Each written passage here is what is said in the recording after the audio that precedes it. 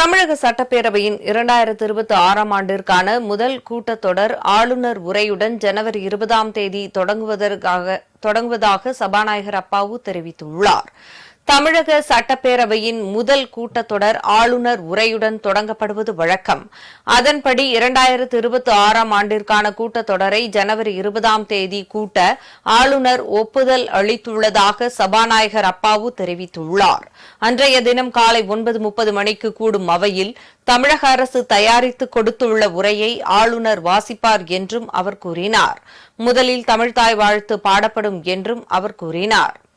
ஜனவரி மாதம் 20ஆம் தேதி செவ்வாய்க்கிழமை காலை 9:30 மணிக்கு சட்டப்பேரவையை கூட்டுவதற்கு மாண்புமிகு ஆளுநர் அவர்கள் ஒப்புதல் அளித்துள்ளார்கள்.